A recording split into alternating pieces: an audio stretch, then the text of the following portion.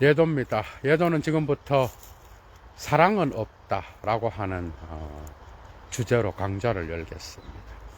사실 이 강좌는 물론 예도가 철학자로서 그죠, 이런 제목들도 철학자와 연관하여 풀겠지만은 오늘은 여러분들이 철학 소를 배울 수 있는, 철학 개념을 배울 수 있는 것은 헤겔의 즉자와 대자 개념, 그죠? 그 다음에 사르트르의 대타 개념, 그 다음에 즉자 대자, 이런 개념들, 이런 게 어떻게 연관되어 있는지. 사실 프랑스 현상학은 그죠, 페노메놀로지는 사르트르와 또 메흘로 뽕띠를 통하여 나타나는데요. 이런 현상학적 사유는 여러분들이 정말 잘 아셔야 되는 게 헤겔 철학이 들어와 있어요, 여러분. 그러니까 예를 들면 사르트르 같은 경우는 후설의 지향적 의식, 인텐지오날리테트, 지향성이라는 이 개념을 철저하게 헤겔의 이러한 대자, 적자, 대타 이런 개념들로 바꾸어서 사용. 그러니까 메흘로 뽕띠도 지각의 현상학 일부에서 그죠, 예도가 지각의 현상학도 세 번째 강좌를 또 이어나가겠는데요. 곧 일부가 제목이 신체잖아, 그죠? 몸. 거기에서 헤겔이 이 절대자가 그죠, 어떻게 인간의 몸을 입고 현현하는지, 정신현상학뿐만 아니라 또 헤겔의 초기 신학 저서들에도 나타나는 게 이런 것들이에요. 이러한 헤겔의 사유를 언급하면서 몸이라고 하는 것, 그게 왜 현상학에서 중요한지, 이런 출발점을 설명할 때도 헤겔을 이야기해요. 메흘로 뽕띠도. 그런데 사르트르는 이러한 지향적 의식을 완전히 헤겔의 개념과 뒤섞어서 자기 방식으로 만들어버렸어요. 이 똑똑한 거예요, 여러분. 여러분들이 오늘 강좌는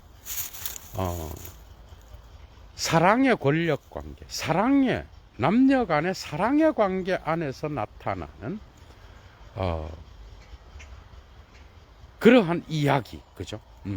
안에서 나타나는 그 힘들의 관계 안에서 예도가 이러한 사르트르의 대타, 대자, 그 다음에 즉자가 어떻게 구별되는지 요거를 해부하면서 여러분들에게 사랑은 없다라고 하는 그 내용을 여러분들에게 풀어보려고 합니다. 재밌겠죠? 사랑은 없다. 사랑은 그죠, 아주 묘한 관계를 갖고 있어요, 여러분. 이것은 존재와 무에서 그죠, 프루스트의 잃어버린 시간에 나오는 그죠, 그 마르셀과 알베르틴의 이야기를 자기 방식대로 사르트르 자신의 현상학적 방법으로 풀어제치는 그 이야기가 나와. 이러한 사르트르의 분석을 락강은 세미나 1에서 그죠, 자기 방식대로 또 이 마르셀과 알베르틴의 관계를 동성애적 사랑 관계로 규정하면서 재미있게 이야기하는 부분이 있어. 그런데 어쨌든 예도는 이 사르트르의 존재와 무에 나오는 프루스트의 마르셀과 알베르틴의 이야기를 갖고 사랑은 없다 라고 하는 예도 자신이 붙인 제목으로 오늘 강좌를 이끌고 가려고 합니다, 여러분. 정말 창조적인 거겠죠, 그죠?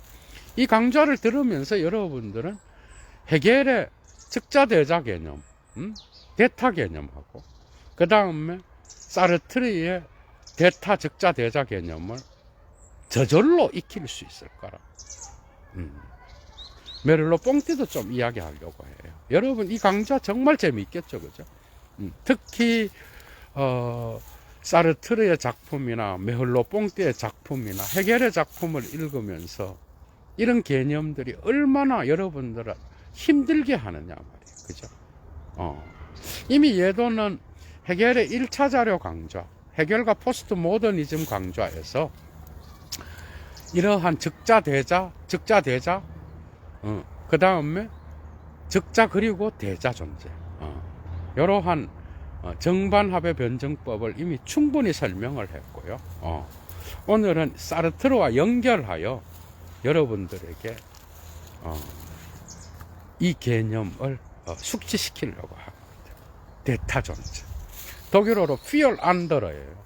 사실 헤겔은 자신의 정신현상학에서 대타 존재를 부각시키지는 않아요. 이건 마치 즉자는 자체로 있음이에요. 독일어로 안지히죠, 그죠?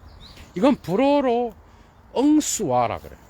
그런데 이 즉자라고 하는 거는 자기 자신에게 붙어 있다라는 거예요. 이건 헤겔한테서 자체로 있다라는 거예요. 그런데 이 자체로 있음은 이제 대자가 되면서 인간의 정신 혹은 의식과 관계하게 되는데요. 이때 피얼지히라 그래, 이건. 자기 자신에 대하여 있다라는 거예요. 독일어는 푸흐스와라 그래. 푸흐스와. 이 개념 역시도 사르트르에게는 변형되어 놨다. 일단 헤겔한테서는 이러한 대자 개념은, 그죠? 변증법적 운동 안에서 정신이 타자와 맺고 있는 관계인 거예요. 그러니까 정신이 자기 자신에 대하여 있음으로써 그게 즉자는 정신이 자기 자신 안에 있다는 거예요. 그런데 이거는 사물에게 적용했을 때는 사물이 자체로 있다는 거예요. 근데 헤겔한테서는 정신의 운동에서의 설명과 관계되어 있어요. 이건 셀링에게도 그래요. 그러니까 정신이 자기 자신 안에 자체로 있다는 거예요. 신이 자기 자신 안에 있다는 거예요. 이건 뭐죠? 삼위일체론에서 내재적 삼위일체와 관계된 거예요. 그런데 이런 자체로 있음이 이제 신이 자기 자신의 정신 운동을 위하여 자기 밖으로 나가는 거예요. 타자와 관계를 하는 거죠. 이때 이질적인 것과 만나. 이때 이질적인 것이 바로 바깥에 있는 사물과 타자, 인간 타자로서의 다른 타인을 이야기도 하는 거예요.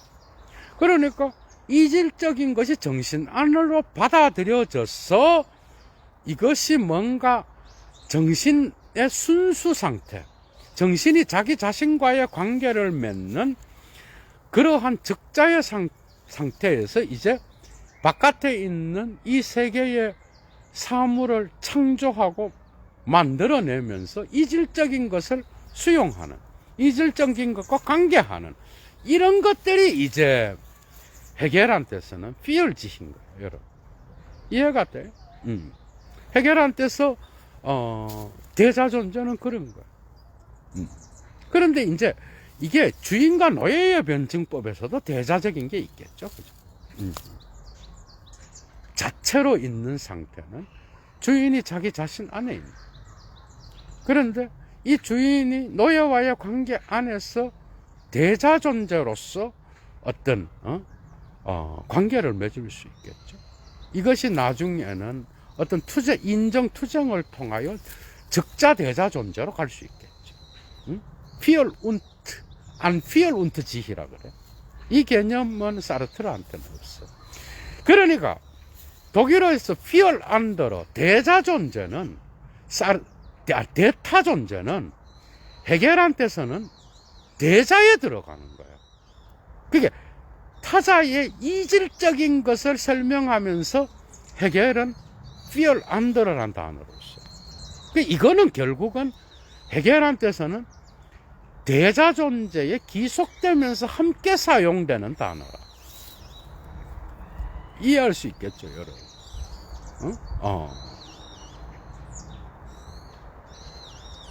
그런데 사르트르는 이 대타 존재를 대타 존재는 뿌 오뜨위라 그래, 불어로. 그게 에터 뿌 오뜨위. 그러니까 대타 존재는 사르트르한테서는 엄청난 의미로 변형돼요. 그러니까 대타 존재는 바로 타자와의 관계 안에서 나타나는 개념이에요. 이거를 주인과 노예의 변증법으로부터 정신현상학에서 마치 가져가서 사르트르가 자기 개념으로 확고하게 만든 의미도 있어. 그런데 이거는 해결하고는 달라요. 그러니까 이 대타 존재는 단지 대자 존재한테서의 이질적인 의미를 갖는 해결적 의미가 아니야. 이 대타 존재는 타자와의 인정투쟁도 아니고 타자와의 어떤 모든 관계에 있어서의 전쟁을 말하는 거야. 마치 홉스의 만인에 대한 만인의 투쟁을 연상시키는 그런 느낌이 있어. 다시 말하면 대타 존재의 특징은 그죠? 무슨 어떤 의미를 갖는가 하면은 타자와의 관계 안에서 자신을 이건 마치 주인이 노예를 소유하려고 하고 그리고 노예가 주인의 소유에 저항하려고 하는 그런 관계와 유사한 것도 있어요. 이거는. 그런데 해겔은 이것을 강력하게 대타 존재 이렇게 하면서 사르트르와 같이 이 개념을 부각시키진 않았어. 단지 즉자 대자 그 다음에 즉자 대자 존재 이 세 개를 정반합의 관계로 이야기하면서 피얼 안더러는 각기 그때마다 그죠? 이런 대자 존재를 설명하면서 이질적인 것이 즉자적인 것 안에 포섭됐다라고 할 때 쓸 때가 많다고 이거는. 그런데 사르트르는 이것을 자기의 인간학의 중심으로 갖고 가버려요.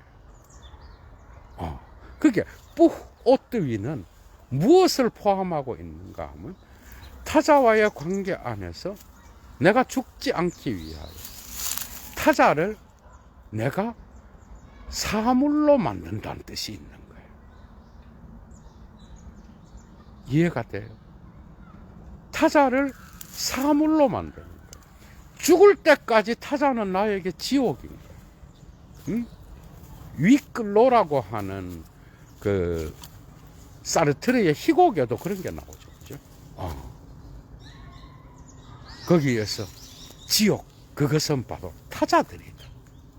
그리고 여러분들 봐봐. 이런 대타 존재에 대한 개념들은 곳곳에서 나타나.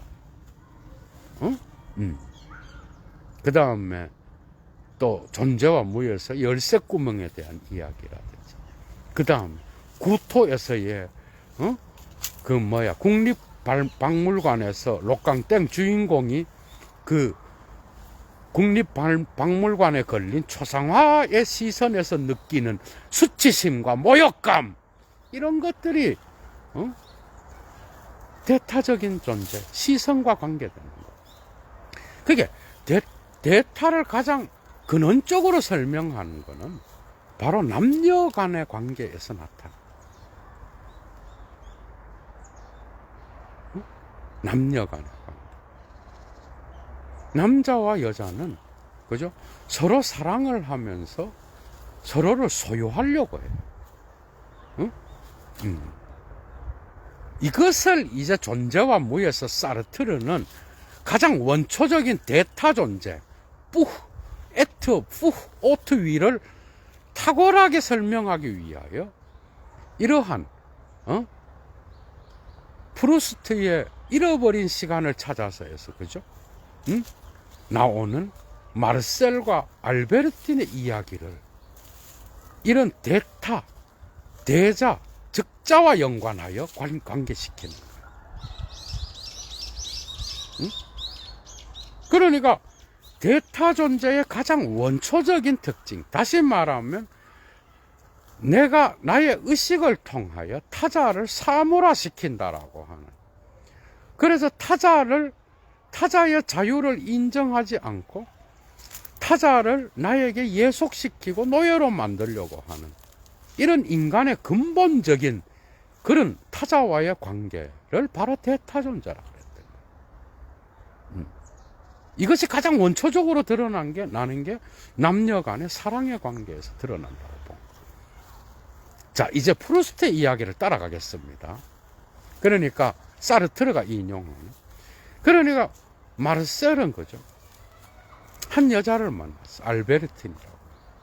그런데 이 여자를 어찌되었건 그 잃어버린 시간을 찾아서의 주인공 마르셀은 이 여자에게 정신적으로 사랑을 받아서 그 여자를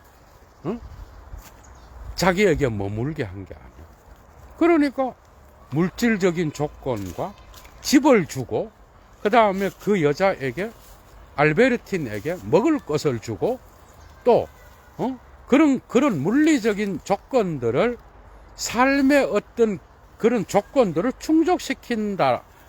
시켜준다라고 하는 그런 관점에서 알베르틴은 마르셀에게 머물기로 한 거예요. 그래서 두 사람은 이제 동거를 시작해요. 이 사랑의 관계가 시작되는데, 그런데 이 관계는 결국 실패할 수밖에 없다라는 거예요. 남녀 간의 사랑은 실패할 수밖에 없다는 거예요. 사랑을 얻는 즉시 사랑은 상실되는 관계라는 거예요. 자, 요것을 이제 대자 존재와 연결해야 됩니다. 대자. 사르트르한테서 에트 푸 스와라는 이 개념은 다른 게 아니라, 이게 가장 좋은 개념. 이것은 후설의 지향적 의식이라는 이 개념, 꽁시영스, 이 의식을 리베흐테, 자유의 개념과 연결시키는 거예요, 여러분. 자유. 그러니까 사르트르한테서 자유는 뭐예요? 바로 나의 텅 빈 의식. 그러니까 자기 자신의 자아는, 그죠? 자아의 대상이 될 수, 의식의 대상이 될 수 없는 거예요. 자기는 의식의 대상이 될 수 없어요, 사르트르한테서. 그래서 의식의 대상이 될 수 없는 자아는 언제나 텅 빈 주체로서, 그죠? 자기 스스로 자유롭게 선택하고 행동할 수 있는 그런 실존적 자유가 있다고 본 거예요. 그러니까 이것은 후설의 지향적 의식을 표현하는 건데, 이게 바로 사르트르한테서는 뭐예요? 뿌흐스와야. 그러니까 이게 바로 대자인 거야. 이거 좋은 개념이야. 그러니까 지향적 의식은 운동을 한다는 거야. 그게 의식이 자유롭게 자기 밖으로 나가서 살아있는 사물과 또 사람들과 관계를 맺는 거야. 그런데 이때 중요한 것은 자유가 중요한 거야. 자유롭게 의식이 타자와 맺는 그런 관계를 이야기하는. 이때 의식은 스스로 운동하기 때문에 타자의 생명성도 인정하는 거예요. 그게 대타존재는 뭐야? 타자를 예속시키기 위하여 사물화시키는 거예요. 이때 사물을 사물화, 대상화, 객관화 를 사르트르는 바로 엉스와 적자라 그래요. 이제 이해가 되죠. 그러니까 남녀 간의 사랑의 관계 안에서 타자를 예속시켜서 소유하려고 하는 이러한 욕망, 그죠? 이런 욕망은 타자의 자유를 빼앗고 내가 그 타자를 노예로 만들어야 되는 거야. 나의 소유물로 만들어야 돼. 이때 타자는 바로 적자가 되는 거야. 그러니까 사르트르한테서 적자는 뭐야? 사물이 됐더라. 대타 존재 안에 이러한 사물성의 뜻이 포함되어 있어, 부정적인. 대자는 뭐냐? 대자는 지향적 운동, 그게 지향적 의식을 자유로운 어떤 주체의 결단과 선택을 통하여, 그죠? 이 바깥의 타자와 관계하고 이 타자를 사물화시키지 않고 살아있는 주체로서 인정하면서 받아들이는 지향적 운동의 개념이 있는 거야. 야, 여러분, 이거 재밌죠, 그죠? 그런 게 있는 거야. 잠깐 메를로 뽕띠로 갑니다. 메를로 뽕띠에게서 적자는 뭔지 알아요? 이거는 사실은 후설의 어떤 그 논리 연구, 그죠? 2부에서 적자는 어떻게, 이거 사물의 적자를 말하는, 적자가 어떻게 의식 안에 주어질 수 있는가라고 하는 이런 질문을 던지면서 지각의 현상학의 어떤 문제점을 해결해 나가잖아, 그죠? 거기에서 사용하는 거. 적자는 뭔지 알아? 적자는 그냥 바깥에 있는 객체인 거예요. 이거 해결하고 완전 달라요. 해결은 적자는 정신 안에서 자체로 있다라는 거. 이게 바로 신의 삼위일체 이론과 관계되고, 그죠? 때로는 바깥에 있는 사물의 자체로 있음도 돼요. 이 양쪽 다가 되는 거. 그런데 뽕띠한테서도 이 적자는 바깥에 있는 사물이에요. 그런데 이게 어떻게 의식 안에 주어질 수 있는, 이때의 의식 안에 주어진다. 의식과의 관계를 나타내는 게 뭐예요? 주관의 영역에 있는 게 바로 대장거. 뽕띠한테서도. 그 해결하고 뭔가 약간의 차이가 있는 거야, 여러분. 그죠? 해결과 차이가 있는 거야. 그런데 사르트르는 이 대타 존재를 아주 중요합니다. 사르트르의 철학 세계, 문학 세계에서 이 철학적 사유가 나타나는데, 이때의 대타 존재는 매우 중요해. 타인은 지옥이다, 뭐 이런 개념. 그 다음에 시선의 개념, 타자의 시선을 통하여 내가 모욕감을 느끼고, 타자에 의하여 내가 사물화돼서 규정되고, 그 다음에 평가받고, 그 다음에 어떤 객체로서 굳어져서 내가 타자의 시선에 의하여 굴복되는, 굴욕감을 느끼는 이런 개념들, 이런 게 전부 다가 대타 존재와 관계돼요. 그러니까 자유로운 주체, 살아있는 생생한 의식은 바로 대자 존재와 관계된 거예요. 부후스와 한 거예요. 그러니까 이 대자 존재, 그러니까 지향적 의식, 살아있는 운동으로서 바깥에 있는 타자 및 사물과 맺는 이런 관계가 바로 사르트르한테서는 자유와 관계되는 거예요. 그죠? 요 자유의 개념은 예도의 지각의 현상학 두 번째 강좌를 꼭 들으셔요. 거기에 아주 세밀하게 예도가 이야기해서 메를로 뽕띠와 그 비교하면서. 그러니까 자기 자신에게 의식의 대상이 될 수 없어. 그러니까 자기는 의식 대상이 아닌 거야. 그래서 이 자기는 뭐야? 자아로서의 이 자기는 결코 대상이 잡히지 않기 때문에 여기에서 텅 빈 주체로서의 자유 개념이 생기는 거야. 그죠? 이 자유는 지향적 운동에 살아있는 생생함을 나타내요. 그러니까 살아있는 주체, 지향적 의식, 자유, 이런 것들은 바로 대자, 부스와라는 개념과 관계된 거예요. 다시 사랑의 역학으로 돌아갑니다. 자, 사랑은 왜 실패하는지 알아요? 사랑이 시작되면 마르셀은 어찌되었건 그 알베르틴이라는 여자를 물질적인 것을 충족시켜주는 조건으로 자기 집에 데려다 놓잖아. 그래서 그 여자의 몸을 소유할 수 있었어. 대타 존재의 확실한 승리자가 된 것 같았어.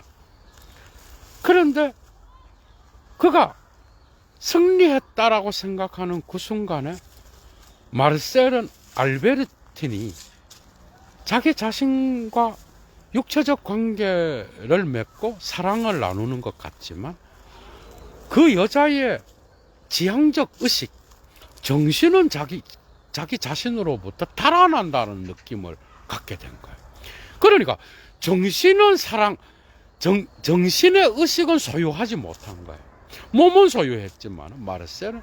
그래서 마르셀은 알베르틴이 자기 자신으로부터 달아나는, 정신적으로는 자기를 사랑한다라고 매 순간 확신할 수 없었던 거야. 그러니까 마르셀은 계속 불안해했고 그 불안으로부터 벗어날 수가 없었어. 그래서 그 알베르틴이 잠들었을 때에만 그 여자의 의식까지도 소유했다라고 생각한 거야. 그런데 결국은 마르셀은 이 여자의 몸을 소유하기는 했지만 이 여자의 정신적 자유는 소유하지 못한 거야. 이해가 되죠?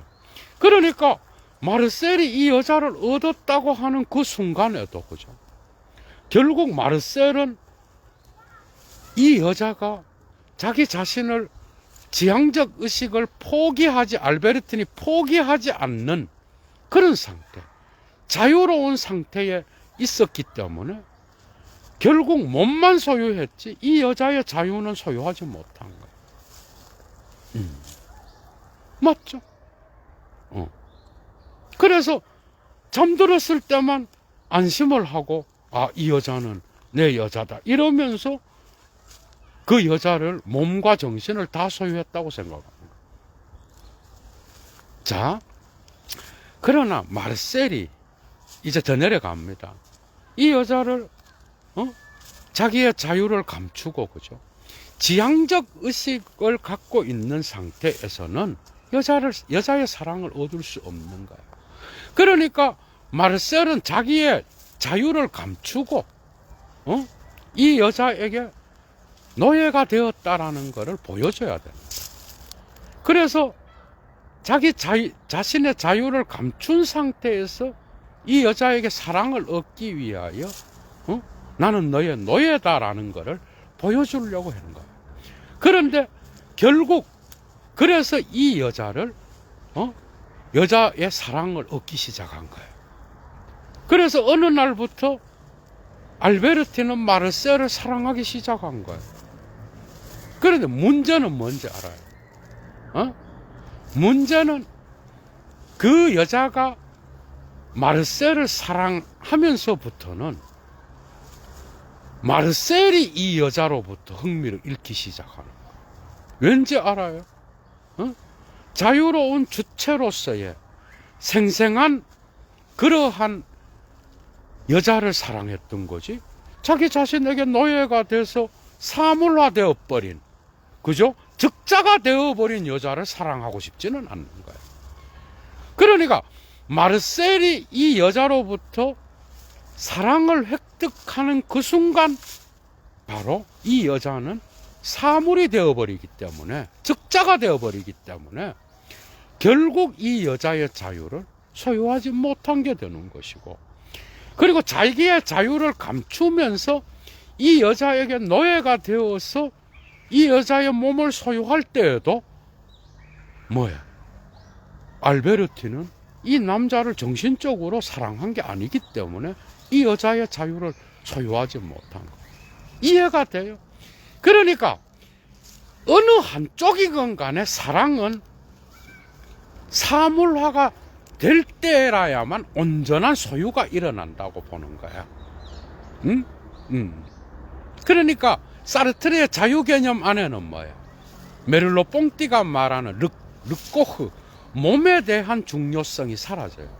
그러니까 신체는 소유해도 지향적 의식, 살아있는 지향적 의식으로서의 자유로운 결단에 의하여 살아있는 그 상대방의 어떤 그 정신을 소유하지 못한다라는 거야. 그게 자유와 사랑은 일치하지 않는다라는 거야, 사르트르의 경우는. 그러니까 아모흐와 리베흐 때는 결코 일치하지 않아요. 그러니까 뭐야? 사랑도 자유도 이 가운데를 가야 지속성을 얻을 수가 있는데, 어느 한쪽이 완전히 엎어져서 노예가 돼서 대타 존재의 사물화가 돼버리면 그 상대방은 이 사물화된 대상을 소유할 수는 있지만, 이거는 살아있는 자유로운 생명력 있는 주체로서의 대상이 아니기 때문에 흥미를 잃게 되는 거예요. 자유를 얻은 게 아니에요. 그게 상대방의 자유는 사랑의 관계 안에서도 소유되지 않아요. 그런데 언제 줬느냐 그러면, 마르셀은 뭐죠? 이 알베르틴이 자기 자신의 자유를 속이고 이 여자를 얻으려고 이 여자의 정신까지 소유하려고 발버둥 치는 그런 노력을 하는 과정에서 서로의 긴장 관계 안에서 사랑은 지속됐던 거예요. 그런데 이 여자가 자기의 자유를 포기하고 이제 사물화가 돼버리면 어떻게 되는 거예요? 그 사랑은 상실이 돼버리는 거예요. 왜? 그때부터 마르셀은 이 사물화된 여자를 에게 권태를 느끼기 시작하거든. 그러니까 상대방이 서로 사랑할 때건, 그리고 이 사랑의 대칭이 서로 다를 때건, 이 사랑의 관계 안에서는 타자의 자유를 의미하는 지향적 의식 자체를 소유하는 건 불가능한 거예요. 어느 누구건 간에.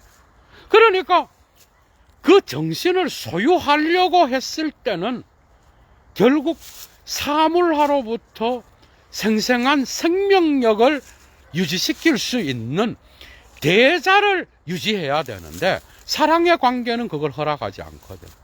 사랑은 에로스라고 하는 건 서로 소유하려고 하는 거야. 육체적 관계를 통하여 나에게 기속되어 있음을 확인하는 게 끊임없이 남녀 간의 사랑의 관계 안에 있잖아. 그죠? 그런 관점에서 육체를 소유했다라는 건 정신에 살아있는 지향적 의식을 소유한 거랑은 다른 개념인 거예요. 그러니까 이러한 사랑의 원초적 대타 관계 안에서 드러나는 이 두 사람의 관계는 결국 사랑은 사랑을 포기함으로써 얻어지든지, 아니면 사랑을 얻는 순간 사랑은 상실된다라는 의미인 거예요. 여러분들 우리의 삶에서도 그런 걸 많이 느끼는 거예요. 처음에 사랑해서 이 여자의 대자 존재, 살아있는 어떤 뿌흐스와를 존중하여, 이 여성의 자유를 존중하여 남자가 잘해준단 말이에요. 그래서 자기 자유도 포기하고 이 여자를 위하여 자기는 완전히 사물화된 것처럼 노예가 되고 자유를 숨기고 있다고 하더라도 이 여자가 자기 자신에게 그죠? 굴복하고 노예가 돼서 사랑하기 시작해서 사물화가 돼버리면 이상하게도 그때부터 사랑의 감정은 상실돼요. 그게 변증법을 잘 가야 되는 거예요. 그러니까 사물화와, 다시 말하면 적자와, 그죠?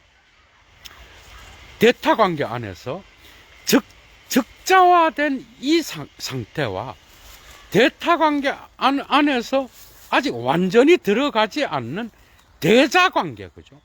대자 관계에 살아있는 생생한 지향적 의식의 자유의 이 개념, 이것과 사랑의 관계 안에서 예속시키려고 하는 적자의 관계의 가운데를 가야 사랑은 유지되는 거야. 근데 이게 쉬워요, 여러분. 그래서 접근했을 때는 자기가 노예인 것처럼 행동해. 그런데 나중에 보면 뭐야? 알베르틴이 정신적 관계 안에서는 승리한 거예요. 왜? 마르셀은 그 여자의 육체를 붙잡아 놓고 육체적 조건들을 충족시키면서 물질적 조건을 충족시키면서 자기 자신과 동거하는 데에 허락을 받았지만 결국 이 여자의 자유로운 의식으로서의 대자를 소유한 건 아니거든. 그죠? 그러니까 신체적으로는 그러니까 헤겔의 주인과 노예의 변증법과 유사한 거야. 신체적으로는 뭐야? 이 여자를 소유한 거야. 그런데 이 여자의 정신까지 소유할 수는 없는 거야. 여러분, 이거는 인간관계에서 다 그런 거야. 그 타인의 정신까지 소유하는 자는 아무도 없어요. 그런데 정신까지 소유하지 않으면 그게 뭐야? 사물을 소유한 게 되는 거잖아. 인간을 사랑하더라도. 근데 그건 싫은 거야. 누구든지 이 신체를 소유하더라도 살아있는 정신까지 소유하면 그거는 사랑의 관계에서 완벽한 거잖아. 그죠? 그런데 타자의 정신은 소유되지 않거든요. 그래서 사랑의 관계에서 이 정신까지 소유한 것처럼 느끼는 거지, 그 타인의 자유까지도 내가 소유할 수 있는 게 아니에요. 사르트르가 보여주는 건 바로 그거야. 내가 타자의 리베흐 때는 결코 소유할 수 없어. 정신의 자유는. 그래서 착각하면 안 되는 거야. 이해가 돼요? 그래서 사랑을 하다가 권태가 오고, 그 다음에 어떤 상대방이 싫어지고 그 상대가 마치 자기의 소유물처럼 언제든 가질 수 있는 사물이 되어버리면 그 죽은 거를 뭘 좋아해? 사랑할 수가 없는 거죠. 그게 사랑은 이상하게도 얻으면서 잃어버리는. 그러니까 대타를 통하여 사물화시켜서 적자를 획득하면 할수록 그 타자의 대자는 죽어버려요. 자유는. 이해가 돼요? 그러니까 그런 사물화를 지속적으로 사랑할 자는 아무도 없는 거예요. 그러니까 사랑의 관계 안에서는 대자와, 그죠? 적자의 이러한 독특한 변증법이 계속되는 거예요, 여러분. 이 변증법이 없으면 사랑은 죽어버려요. 왜? 타자가 영원히 나에게 사물화돼서 나에게 소유물이 되어버리면 이상하게도 그것으로부터 사랑의 마음이 사라져버리거든. 어떤 사람이 사물이 된 대상을 사랑하겠어요, 여러분? 이러한 기묘한 어떤 관계가 있는 거예요. 처음에 주인은 뭐야? 헤겔로 돌아갑니다. 주인은 노예를 부려. 그래서 노예 위에 있는 것 같아. 그게 마르셀이 마치 알베르틴을, 그죠? 물질적인 어떤 조건을 충족시키면서 자기가 데리고 살잖아. 그런데 마치 주인은 마르셀인 것 같아.